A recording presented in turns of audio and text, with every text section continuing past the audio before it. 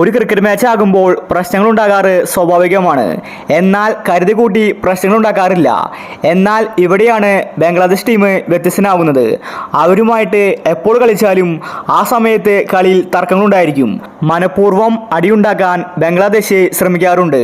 അവർ കളി തോൽക്കാറായാൽ പിന്നീട് ബംഗ്ലാദേശിന്റെ സ്വഭാവം മാറും. കഴിഞ്ഞ ഒരുപാട് T20 വേൾഡ് കപ്പിൽ ബംഗ്ലാദേശ് ഇന്ത്യക്കെതിരെ തിരിഞ്ഞിട്ടുണ്ടായിരുന്നു. ഇപ്പോഴിതാ ഇന്നലത്തെ ടെസ്റ്റിലും അതുപോലത്തെ ഒരു സംഭവം നടന്നിരിക്കുകയാണ്. ഷക്കീബും ലിട്ടൺ ദാസുമാണ് ചൊറിഞ്ഞു വന്നത്. ഇതിന് തക്കതായ മറുപടിയാണ് രോഹിത് ശർമ്മയും കോഹ്ലിയും കൊടുത്തത്. ഈ സംഭവത്തെ പറ്റിയാണ് നമ്മൾ ഇന്നത്തെ വീഡിയോയിൽ നോക്കുന്നത്. ഇത്തരം ക്രിക്കറ്റ് ന്യൂസിന് വേണ്ടി ഈ ചാനൽ മറക്കാതെ സബ്സ്ക്രൈബ് ചെയ്യൂ. ഇന്ത്യ ആദ്യ ടെസ്റ്റിൽ വിജയത്തിന്റെ വക്കിലാണ്. ഇനി ബംഗ്ലാദേശിന് ജയിക്കാൻ 357 റൺസ് ആവശ്യമാണ്. 2 ദിവസം മാത്രമാണ് കയ്യിലുള്ളത്. നിലവിൽ ബംഗ്ലാദേശിന്റെ 4 വിക്കറ്റ് പോയിട്ടുണ്ട്. 158 റൺസ് മാത്രമേ ആയിട്ടുള്ളൂ. ഇനി അവർക്ക് 6 വിക്കറ്റ് കയ്യിലുണ്ട്.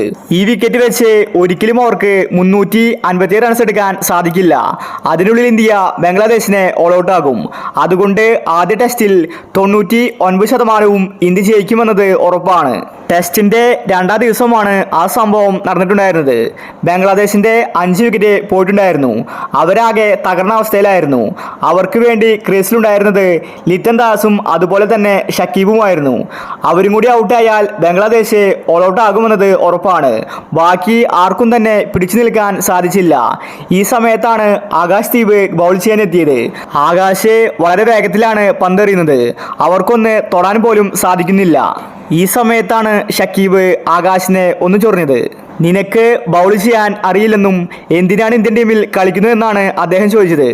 ആദ്യമൊക്കെ ആകാശ് അത് കാര്യമാക്കിയില്ല. പിന്നീട് ഷക്കീബ് ഇത് തുടർന്നു. ബാറ്റ് ചെയ്യാതെ മനഃപൂർവ്വം കളി വൈകിക്കുന്നു. ഷക്കീബിന്റെ സ്വഭാവം രോഹിത് ശർമ്മയ്ക്ക് വ്യക്തമായിട്ട് മനസ്സിലാക്കിയിരുന്നു. ഇത് കണ്ട് രോഹിത് ശർമ്മ ഷക്കീബുമായിട്ട് കോർത്തു. എന്തിനാണ് ഇങ്ങനെ മനഃപൂർവ്വം സമയം കളയുന്നത്?